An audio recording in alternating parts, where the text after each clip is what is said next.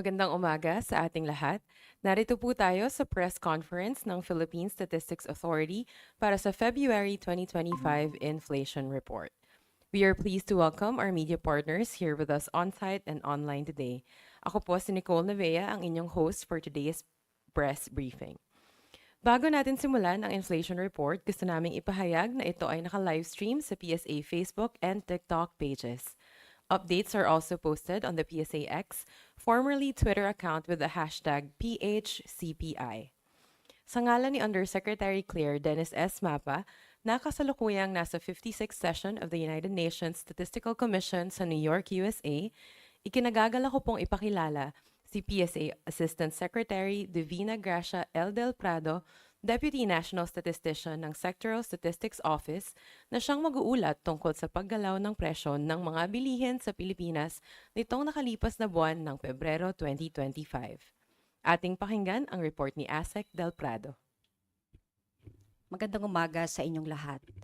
Ang Philippine Statistics Authority ay mag-uulat ng antas ng inflation sa bansa para sa buwan ng Pebrero 2025.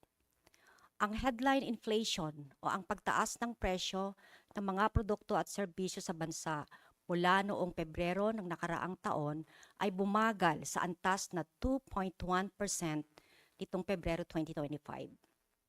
Noong Enero 2025, ito ay naitala sa antas na 2.9% at 3.4% naman noong Pebrero 2024. Ang pangunahing dahilan ng mas mababang antas ng inflation nitong Pebrero 2025 kaysa noong Enero 2025 ay ang mas mabagal na pagtaas ng presyo ng food and non-alcoholic beverages sa antas na 2.6%. Ito ay may 58.8% share sa pagbaba ng pangkalahatang inflation sa bansa. Ang pangunahing nag-ambag sa pagbaba ng inflation ng food and non-alcoholic beverages ay ang mas mabagal na pagtaas ng presyo ng vegetables, tubers, cooking bananas at iba pa na may 7.1% inflation, partikular dito ang kamatis. Nakaambag din sa pagbaba ng inflation ng food and non-alcoholic beverages ang mas mabilis na pagbaba ng presyo ng cereals and cereal products na may negative 3.0% inflation, partikular dito ang bigas. Ang pangalawang dahilan ng mas mababang antas ng inflation nitong Pebrero 2025 kaysa noong Enero 2025 ay ang mas mabagal na pagtaas ng presyo ng housing, water, electricity, gas and other fuels sa antas na 1.6%. Ito ay may 16.7% share sa pagbaba ng pangkalahatang inflation sa bansa. Ang pangunahing nag-ambag sa pagbaba ng inflation ng housing, water, electricity, gas, and other fuels ay ang pagbaba ng presyo ng kuryente na may negative 1.0% inflation. Nakaambag din sa pagbaba ng inflation ng housing, water, electricity, gas, and other fuels ang mas mabagal na pagtaas ng presyo ng renta sa bahay na may 1.6% inflation at LPG na may 3.7% inflation. Ang pangatlong dahilan ng mas mababang antas ng inflation nitong Pebrero 2025 kaysa noong Enero 2025 ay ang pagbaba ng presyo ng transport na may negative 0.2% inflation.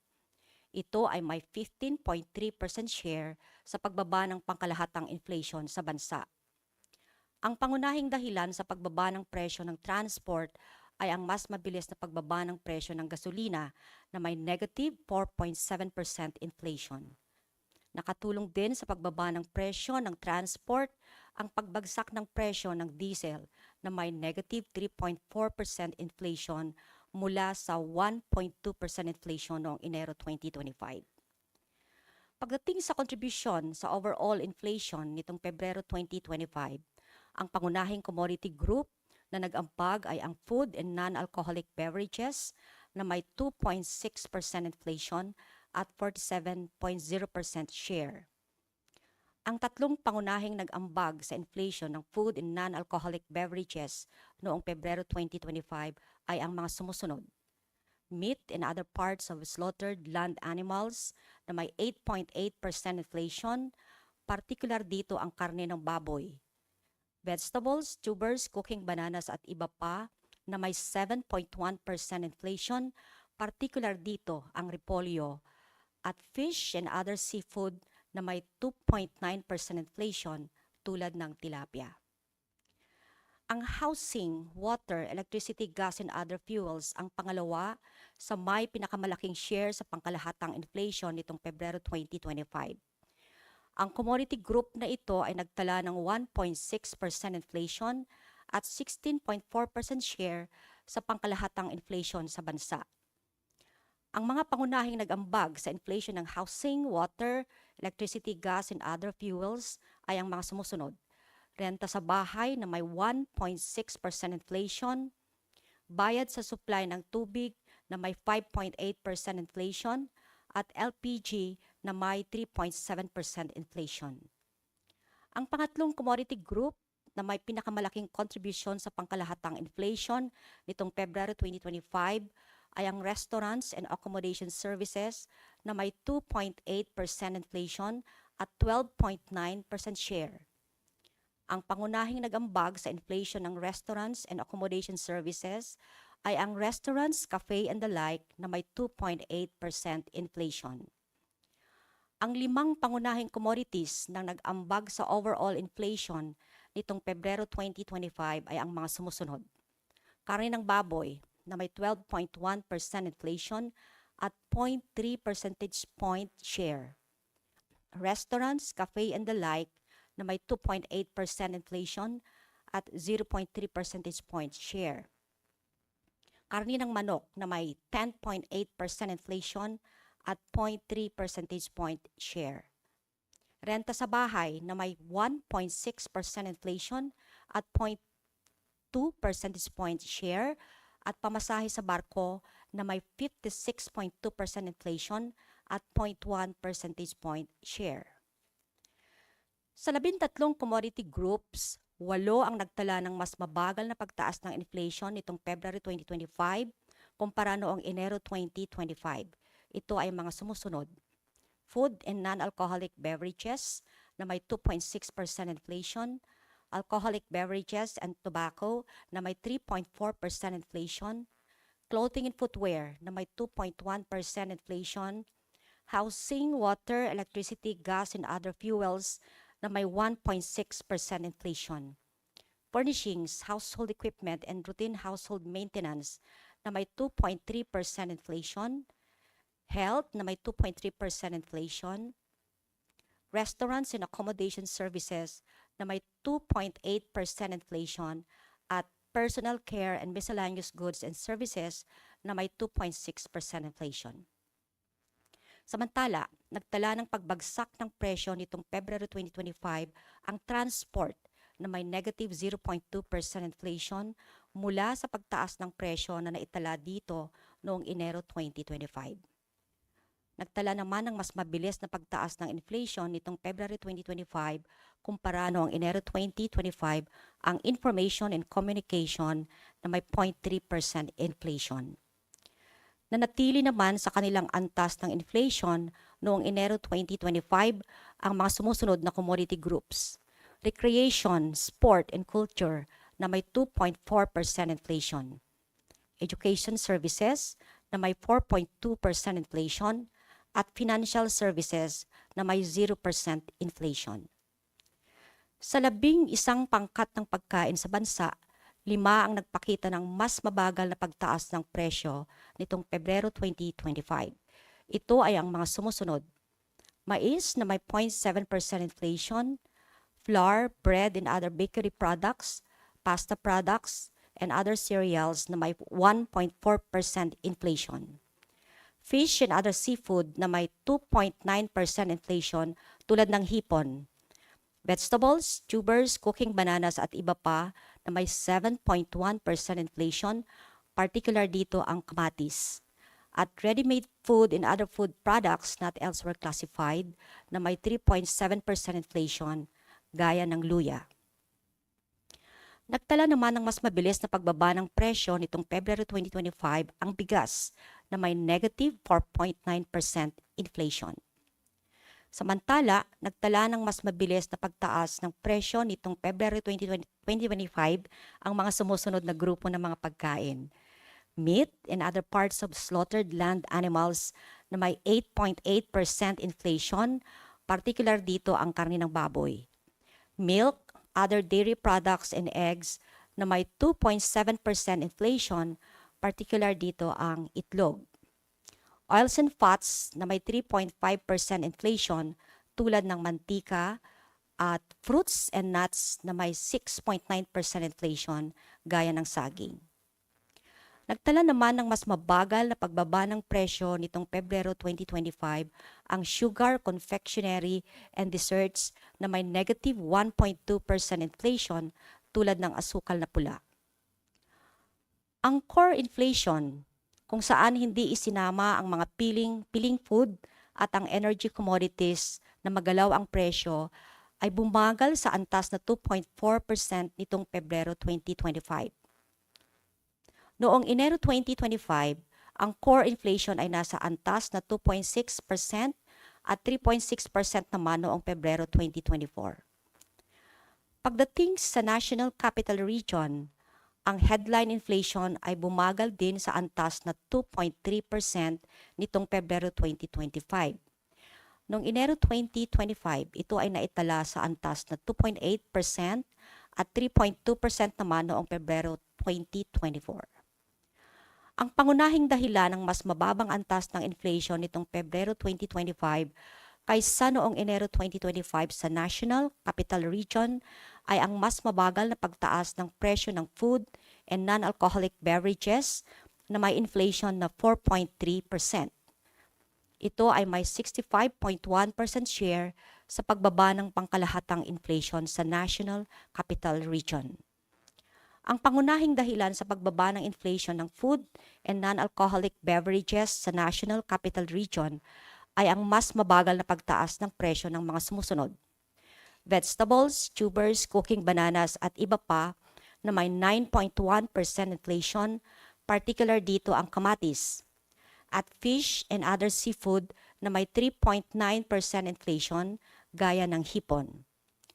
Nagambag din sa pagbaba ng inflation ng food and non-alcoholic beverages ang pagbagsak ng presyo ng cereals and cereal products na may negative 0.3% inflation, particular dito ang bigas. Ang pangalawang dahilan ng mas mababang antas ng inflation nitong Pebrero 2025 kaysa noong Enero 2025 sa National Capital Region ay ang pagbaba ng presyo ng transport na may negative 1.0% inflation. Ito ay may 17.9% share sa pagbaba ng pangkalahatang inflation sa National Capital Region. Ang pangunahing nag-ambag sa pagbaba ng presyo ng transport ay ang mas mabilis na pagbaba ng presyo ng gasolina na may negative 5.0% inflation. Nagambag din sa pagbaba ng presyo ng transport ang pagbagsak ng presyo ng diesel na may negative 2.9% inflation mula sa pagtaas ng presyo na naitala dito noong Enero 2025. Ang pangatlong dahilan ng mas mababang antas ng inflation sa National Capital Region nitong Pebrero 2025 kaysa noong Enero 2025 ay ang mas mabagal na pagtaas ng presyo ng housing, water, electricity, gas, and other fuels sa antas na 1.9%.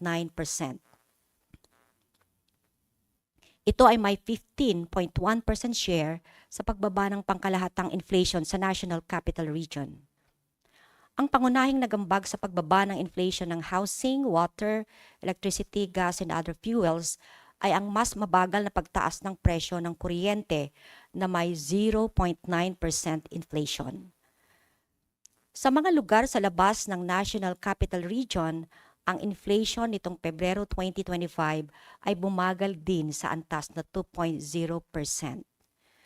Noong Enero 2025, ito ay naitala sa antas na 2.9% at 3.5% naman noong Pebrero 2024. Ang pangunahing dahilan ng mas mababang antas ng inflation sa mga lugar sa labas ng National Capital Region nitong Pebrero 2025 kaysa noong Enero 2025 ay ang mas mabagal na pagtaas ng presyo ng food and non-alcoholic beverages sa antas na 2.2%. Ito ay may 63.1% share sa pagbaba ng pangkalahatang inflation sa mga lugar sa labas ng National Capital Region. Ang pangunahing nagambag sa pagbaba ng inflation ng food and non-alcoholic beverages ay ang mas mabagal na pagtaas ng presyo ng vegetables, tubers, cooking bananas at iba pa na may 6.7% inflation, particular dito ang kamatis.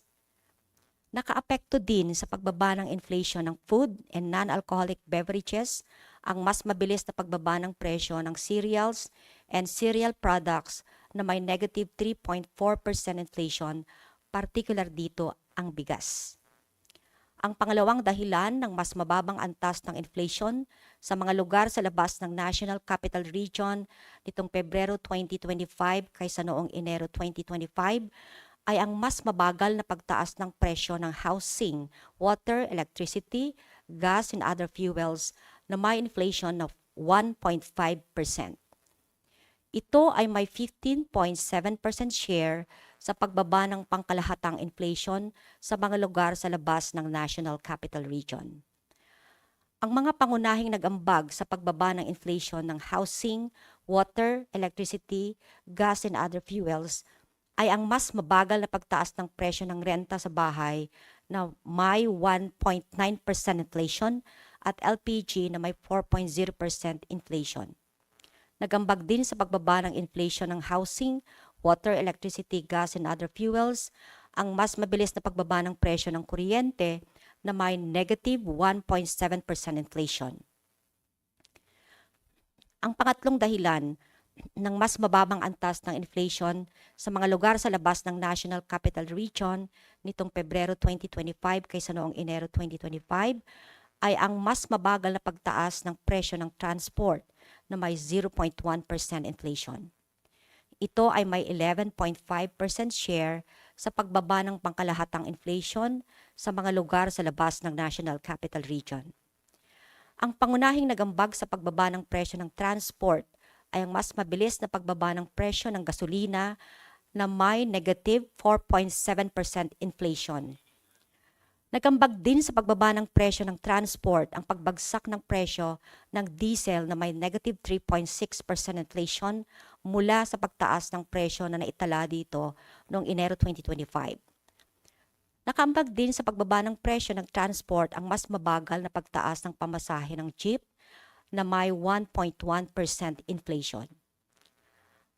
Ang pinakamataas na inflation sa mga rehiyon sa labas ng National Capital Region nitong Pebrero 2025 ay naitala pa rin sa Region 2 o Cagayan Valley na may 3.9% inflation mula sa 5.1% inflation noong Enero 2025. Samantala, ang pinakamababang inflation sa mga rehiyon sa labas ng National Capital Region nitong Pebrero 2025 ay naitala pa rin sa Region 12 o SOC-Sargen na may negative 0.3% inflation mula sa 1.1% inflation noong Enero 2025. Kung ihahambing sa inflation noong Enero 2025, 15 rehiyon sa labas ng National Capital Region ang nagtala ng mas mababang inflation rates nitong Pebrero 2025. Ito ay ang mga rehiyon na may kulay berde. Samantala, nanatili ang Region 7 o Central Visayas sa antas ng inflation nito noong Enero 2025. Ang inflation para sa bottom 30% income households nitong Pebrero 2025 ay bumagal sa antas na 1.5%.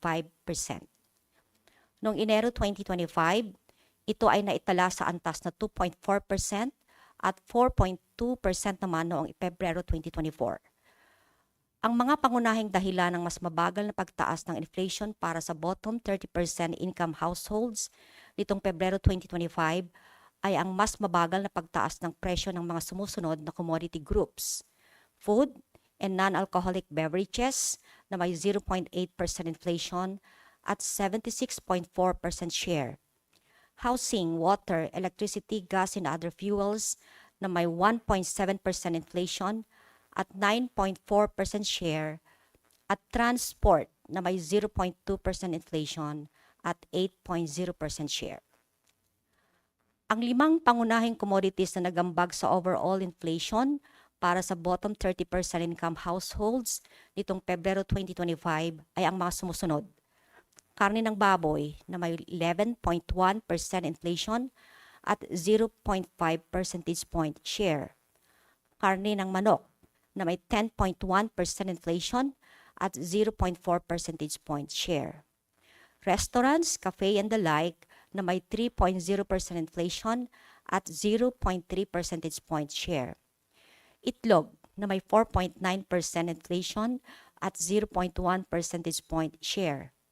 At kahoy na panggatong na may 2.9% inflation at 0.1 percentage point share. Ang monthly data na inflation para sa all-income households at bottom 30% income households ay inyong makikita sa website ng Philippine Statistics Authority. Maaari rin itong ma-access sa mga links na naka-flash sa screen o sa pamamagitan ng pag-scan ng QR codes na nasa screen. Dito nagtatapos ang aking paglalahad ng antas ng inflation o pagtaas ng mga presyo ng mga bilihin at serbisyo sa bansa para sa buwan ng Pebrero 2025.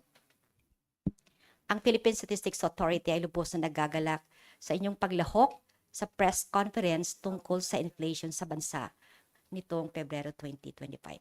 Salamat at magandang umaga sa ating lahat.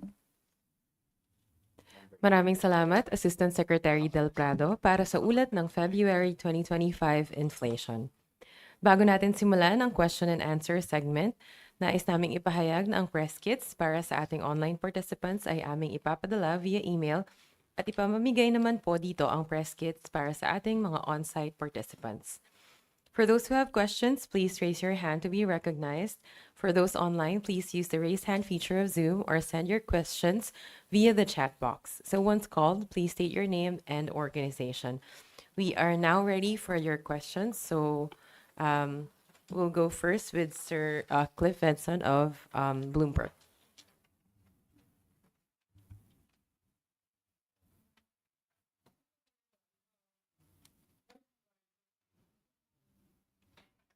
Hello. Yeah. Ma'am, rice prices fell by 4.9% last month, right? When was the last time that we saw a steeper decline in rice prices, and what was the number at that time? Okay, thank you very much for your question. Currently, it's negative 4.9% inflation for rice, but we have higher or faster decline noong 2019, where we had negative 13.3% rice inflation. In that year, medyo marami yung negative natin until 2020 and 2021. But the fastest negative growth rate was in October 2020 at 13.3% negative.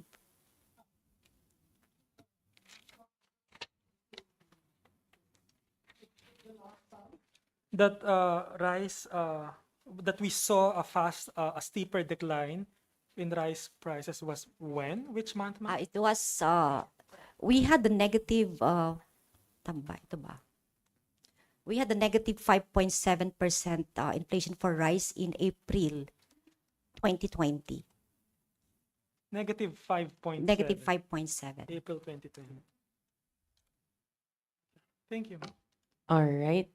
Thank you, Sir Cliff. Now we have a question from Ms. Sujin Kim of PNC. Good morning po.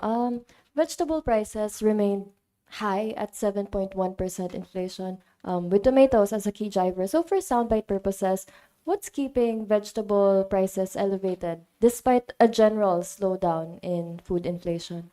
Can we look at that?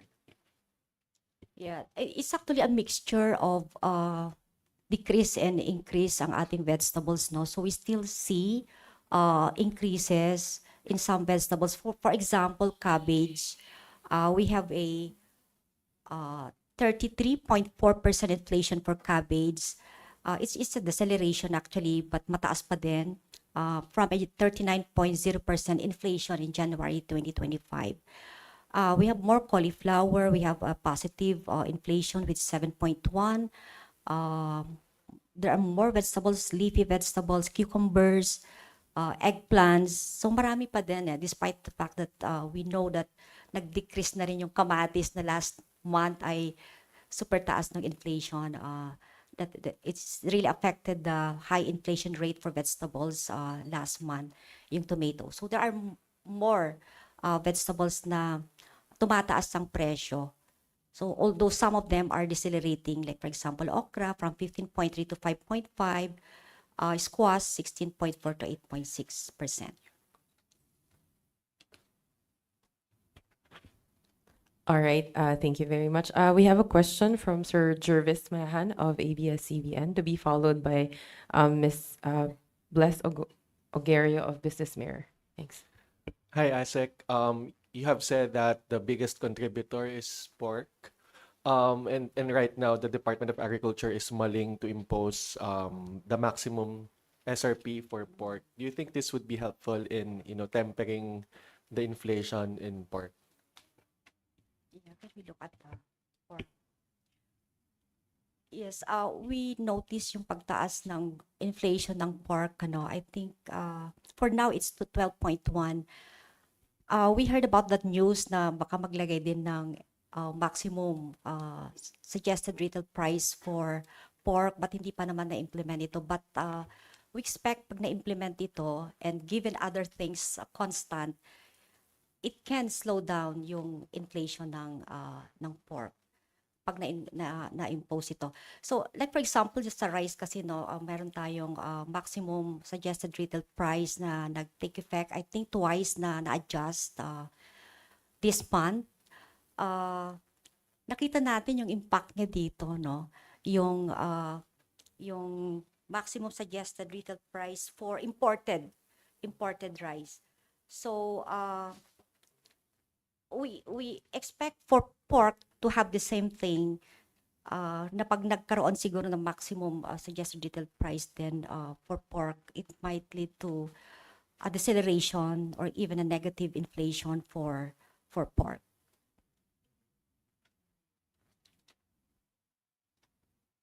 Thank you, Sir Jervis. Next, we have Ms. Bless of Business Mirror, and then to be followed by Sir Mikhail Flores of Reuters.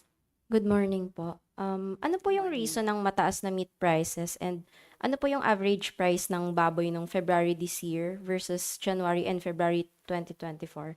And ano po yung expectation natin sa meat prices? Like, will this continue in the coming months? Why or why not? Una muna, yung reason for the high price, alam naman natin ngayon yung ASF. I think the supply, because of ASF, is causing the a high price for meat, particularly pork. And then for the prices, can we look at the prices? Prices for, I'm sorry, I wasn't able to get the month, January. And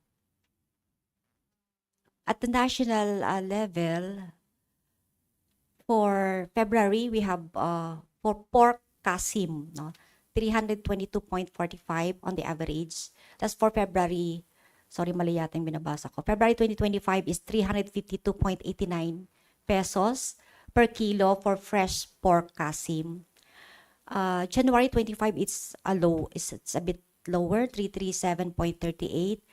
This is just for pork kasim, Pero yung liempo natin, mas matataas for the national average price in February 2025, 367.63. And we have more, fresh pork meat with bones is 316.10. Okay, so those are the prices that we gathered for pork. This is average na, kasi marami tayong sources of prices na outlets. Okay. Follow-up question from Ms. Bless and then Sir Mikhail of Reuters. Follow-up ko lang po yung about sa water supply and miscellaneous services related po sa dwelling. Ano po yung main reason ng 5.9 inflation na recorded nung February? How much did the increase in water rates po ay nag-contribute sa increase sa non-food group? Thank you. Unahin ko muna yung contribution.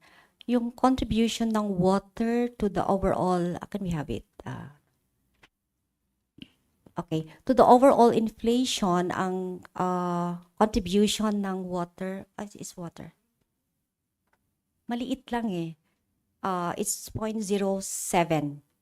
Tama ba yung nakikita ko? Or, sorry, it's 3.3% lang yung contribution ng water to the overall. Kasi kung titingnan natin, maliit lang kasi yung weight ni water ano sa pag-compute natin ng consumer price index. It's just 1.16. So yung movement niya hindi masyadong nakakaapekto. Nakita natin na meron siyang positive pa rin na inflation but it's already deceleration. It's from 6.2 inflation rate in January 2025. Now we have just 5.8% inflation for water. So maliit lang yung contribution niya. Actually, in terms of point, it's just 0.07 out of the 2.10 na inflation rate at the national level for February 2025. Thank you very much. Now from Reuters. Ma'am, good morning.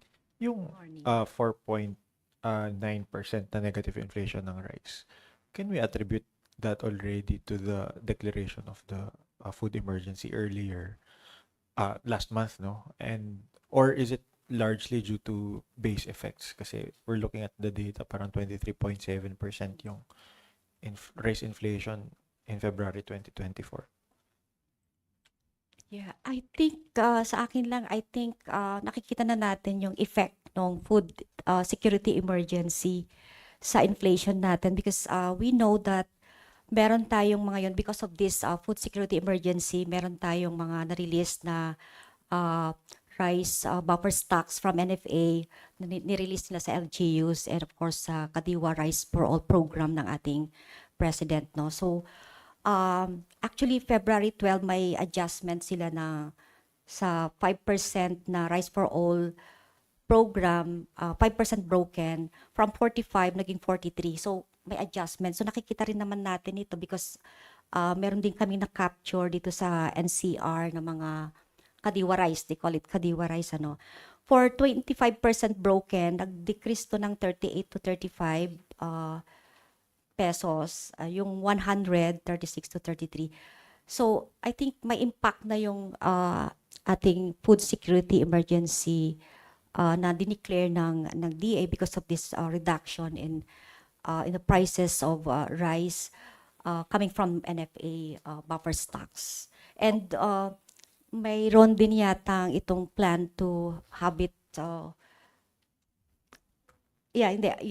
lower pero i-offer sa mga malls, no? So if that will happen, I think that will also affect the inflation for rice. It may maintain the negative rice inflation or even make it further negative in the next months.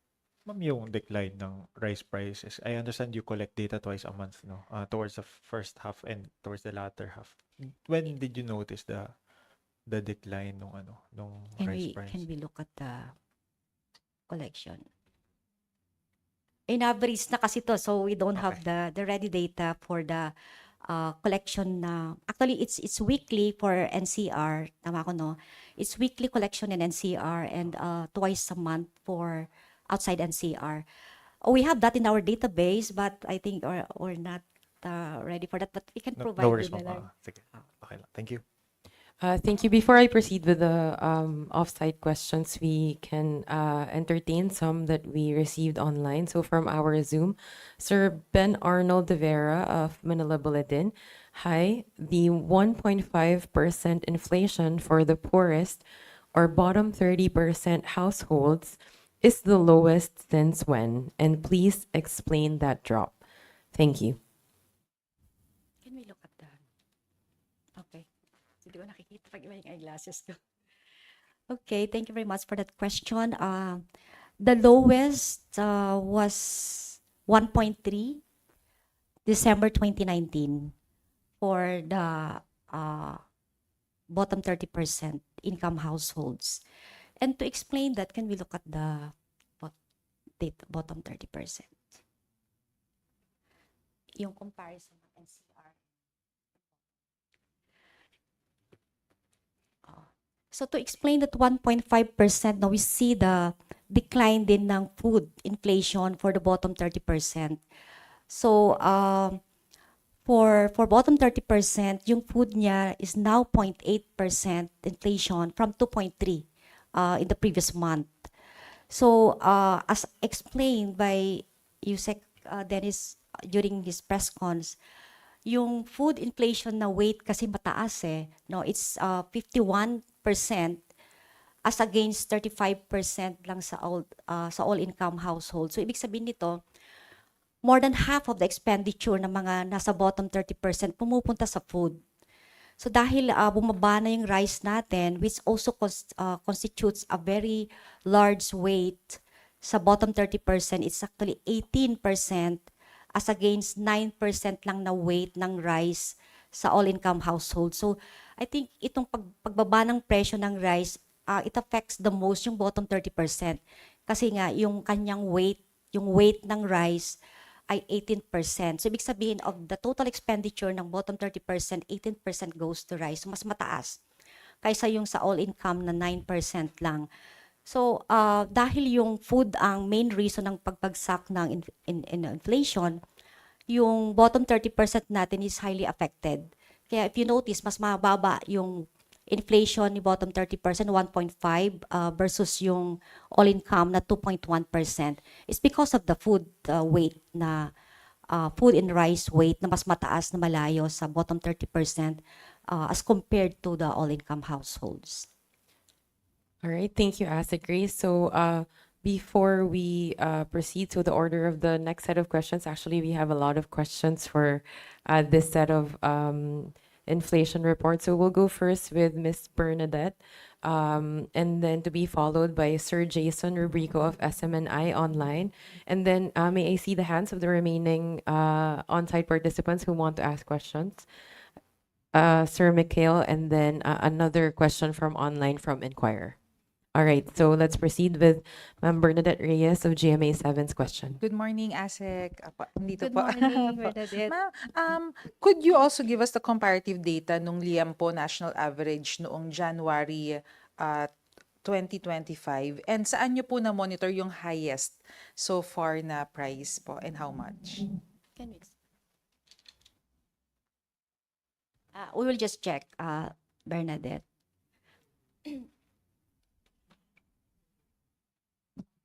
So the highest is in January. Ito ba? Tama ba?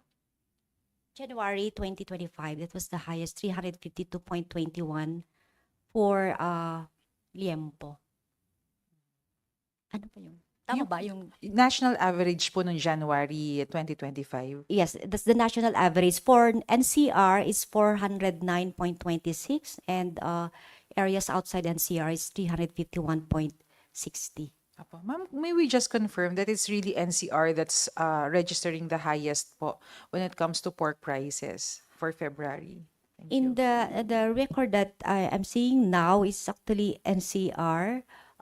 December 23, I'm looking at December 2023. NCR is higher than. But I'm comparing kasi yung NCR and outside NCR. But siguro kung ang with respect to other regions pa. Yun ba yung concern mo, Bernadette? Yung Yes, ma'am. as compared to other regions as well? Yes, opo. Thank you Okay. po. So do we have the database?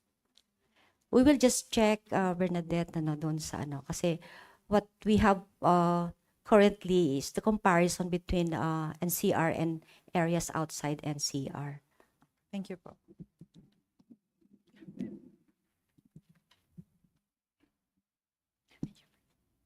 Okay, shall we wait, as So Reyes? we'll just siguro You will go back to the next question. later to Bernadette's question.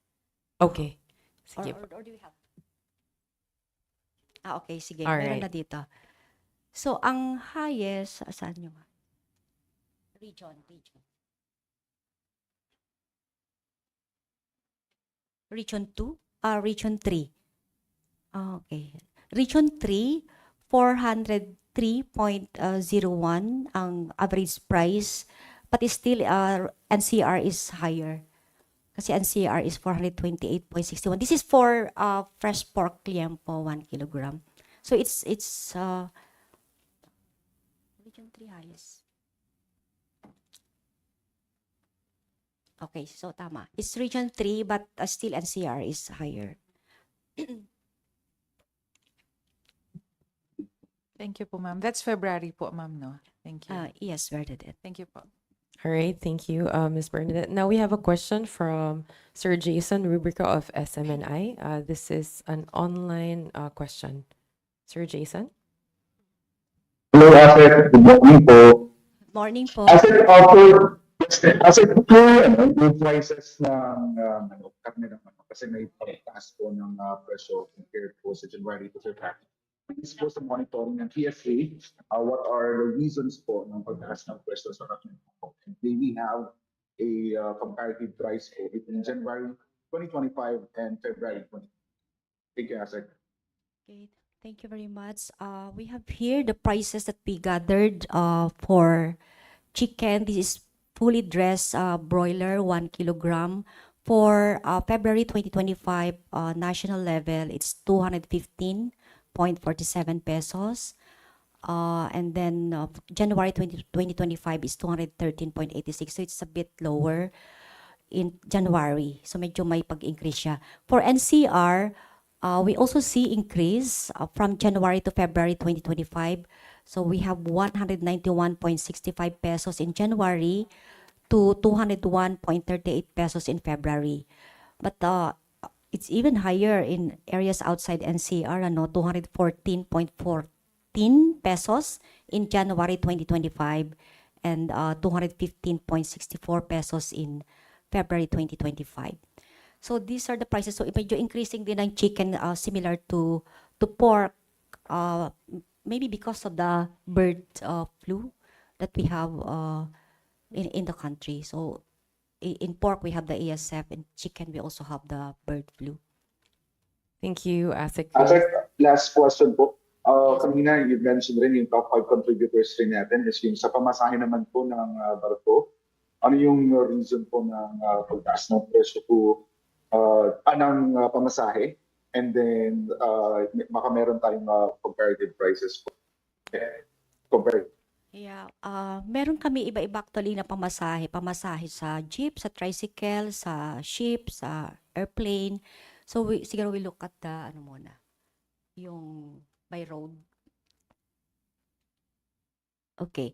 So yung pamasahe sa sea, kasi yung tumaas na abrupt yung taas niya, or 2 digits yung kanyang inflation rate. So yung passenger transport by sea and inland waterways, ang kanyang inflation rate for February 2025 is 56.2%. Noong January 2025, 46.8%. So mataas na, tumaas pa further in February 2025. So ito yung mga pamasahe sa barko, no? So if you look at the prices, can we look at the prices?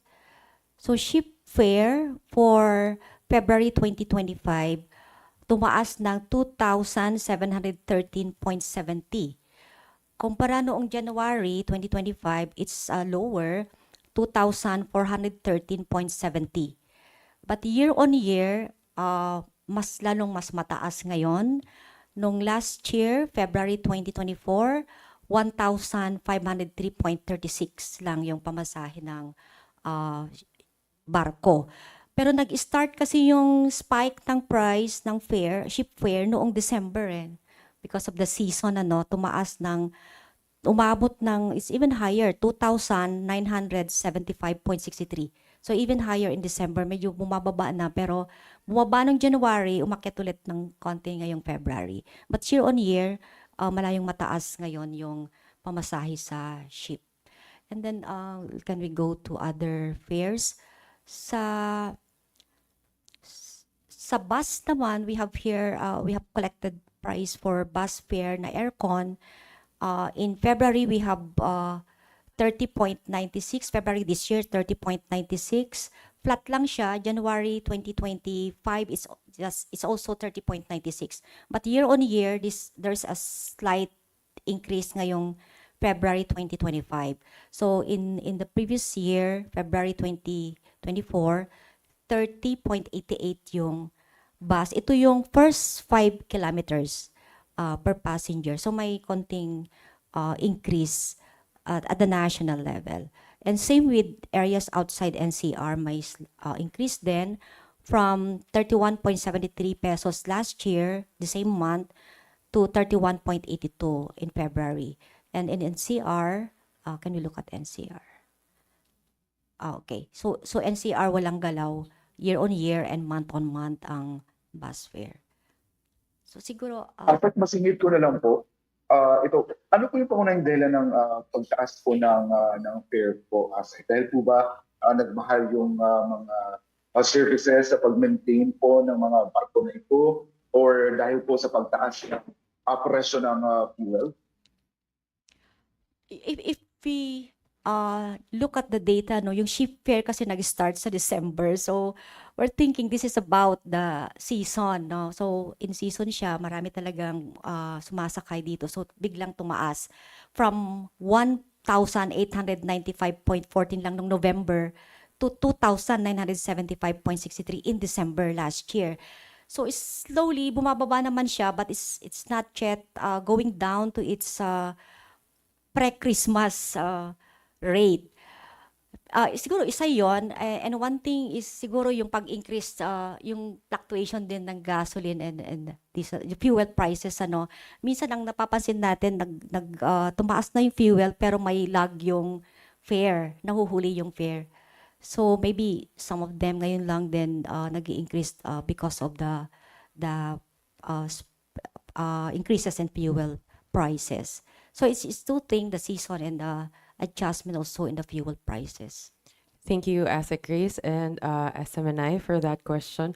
So next we will have Sir Mikhail, and then we'll accommodate the last three questions for this round of inflation report. We have another from Sir Ian of Inquirer Online, to be followed by Sir Cliff and then Miss Sujin Kim. Okay, just one last more coming from Miss Luisa Hoxon of Business Mirror. Okay. Ma'am, the rate of inflation sa bottom 30% this month and last month was slower than that of all income. And if you look at the historical trend, usually mas mataas ang inflation sa bottom 30%. So where would you attribute the parang the change in the rate of inflation between those income segments, and is that unusual? Yes, napapansin natin usually mas mataas talaga si bottom 30%, ano. But ang no-notice natin, pag food ang bumagsak, abrupt yung bagsak, ang naapektuhan, as I said a while ago, ang naapektuhan ng masyado si bottom 30%. It's because of the weight ng food natin.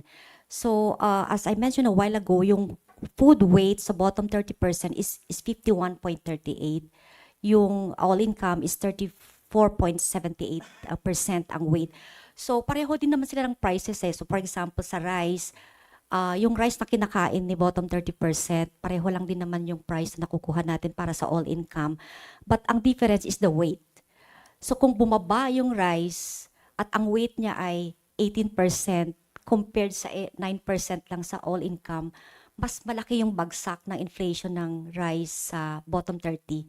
So, even in other items na matataas ang weight ni bottom 30%, so I mentioned the food already, the rice, yung corn, yung flour bread, lahat to nagbumagsak eh ngayon. So, pareho sila ng price but magkaiba sila ng weight. Mas mataas ang weight ni bottom 30% sa food. In majority of the food, I think, pero mas mababa kay all income. But the same price, syempre pag kinuha mo yung inflation nila or yung consumer price index, mas mababa talaga si bottom 30%. So I think that's the observation that we have. Basta food, especially rice, ang bumagsak, ang bumababa talaga ng husto yung inflation ni bottom 30% because of the weights. Thank you, DNS Grace. Now, we have a question from Inquirer.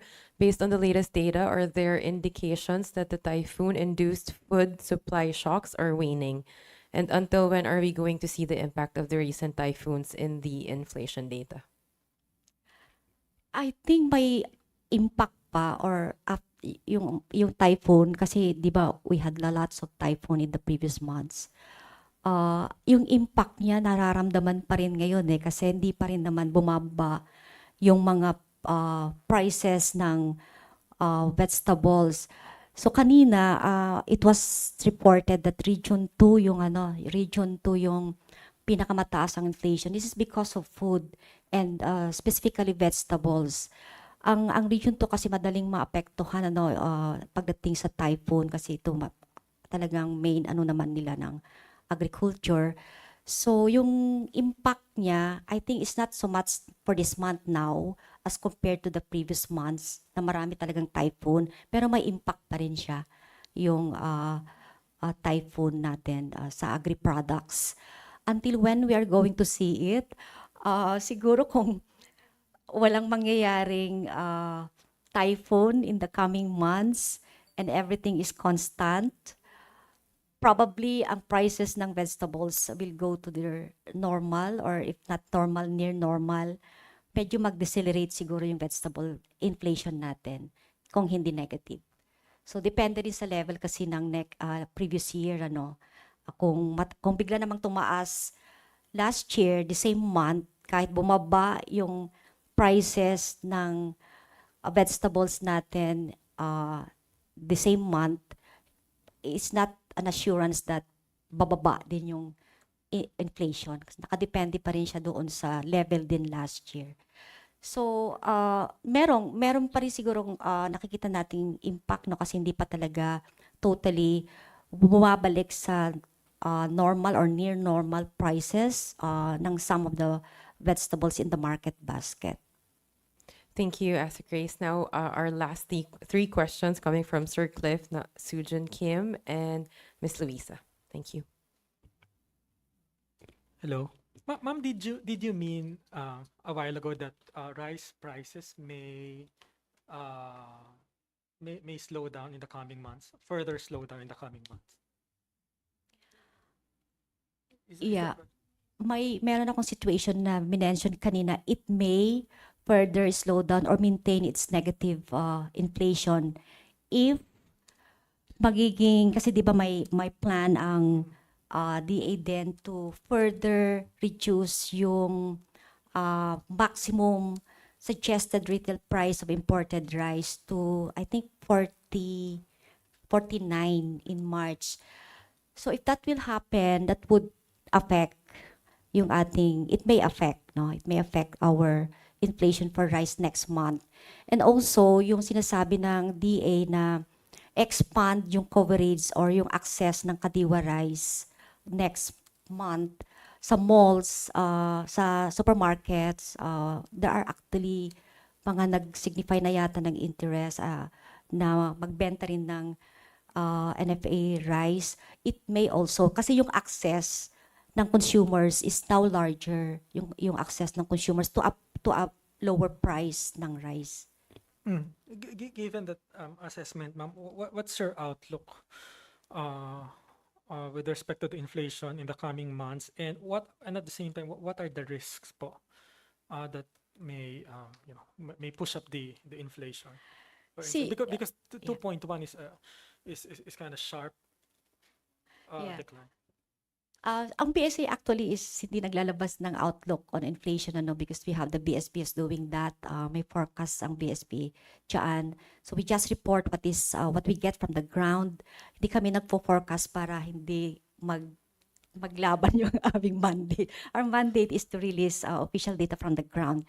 So wala kaming outlook na kino-compute. But given the news, yung mga news on rice, kasi yung rice kasi very sensitive because it has the highest weights in the market basket in the computation of consumer price index. Kunting galaw niya kasi yun, it affect the overall inflation. So we're looking at the news na may mga possible reduction ng imported rice and then higher coverage ng Kadiwa rice. If those will happen, then ang tingin ko bababa yung rice inflation and it may affect the overall inflation. May pa lang yon kasi depende pa rin sa makukuha natin na actual prices from the ground in March collection ng prices. Thank you, How Asa. about the risks, ma'am? Ang risk siguro is siyempre ayaw natin na tataas, 'di ba? Of course, the risk will be another price hikes for the basic ones, the fuels, and of course the rice. So I think we want to maintain a lower inflation rate. So the risk maybe kung may mamabago, no, may mababago sa mga prices. Of course, yung sa fuel kasi natin, affected tayo by the global prices, no? And in even rice, because we import rice, nakadepende rin tayo sa global price ng rice.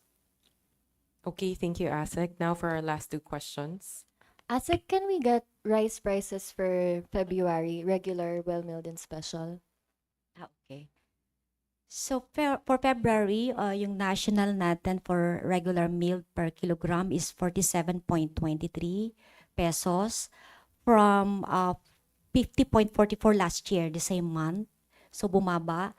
But month on month, bumaba din. It's 48.25 pesos. So month on month and year on year, bumaba. And then that's for the Philippines. And rice well milled at the national level also, we have 53.46 pesos from 55.93 last year, same month.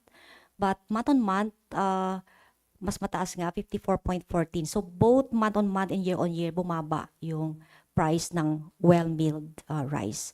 For special, we have 62.65 pesos from 64.42 last year, same month, and 63.13 last January 2025. So also there is a month-on-month and year-on-year decrease in the price of rice special.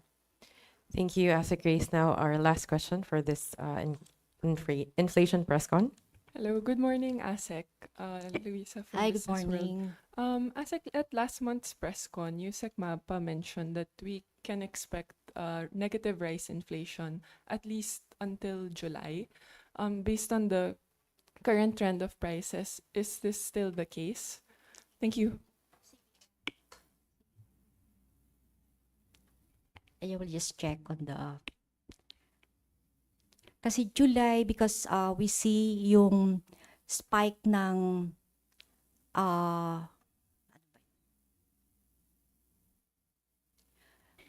yung August 2023 kasi nakita natin yung spike na ng rice. Actually, I'm looking at the index, pero ang ibig sabihin nito, nag-start tumaas ang rice price August 2023 and continuous na yon. But now that until 2024 December, no, continuous na mataas, hindi na nakababa. But now that we're seeing a slowdown or lower price ng rice, it may have a negative. Our rice inflation will still be negative for the whole year. It may be negative. Basta constant pa rin, walang biglang shock na biglang tumaas yung mga prices. And given the intention of SODA to lower further the maximum suggested retail price for import and even for the Kadiwa rice to expand in other areas. I mean in mall and supermarkets. This may maintain the negative rice inflation. Kung hindi man siya further negative, just maintaining the same rate. Thank you. Thank you, Asik Grace. So for those questions that we cannot longer accommodate, we shall provide our responses via email. So that ends our very productive round of Q&A once again for the February 2025 inflation report. So we would like to thank you all for joining us in this press con, and we hope for your continued support in communicating statistics to the public. So you may visit our official website, psa.gov.ph, for more updates. Once again, ako si Nicole Navea ng Philippine Statistics Authority. Maraming salamat at magandang umaga sa ating lahat.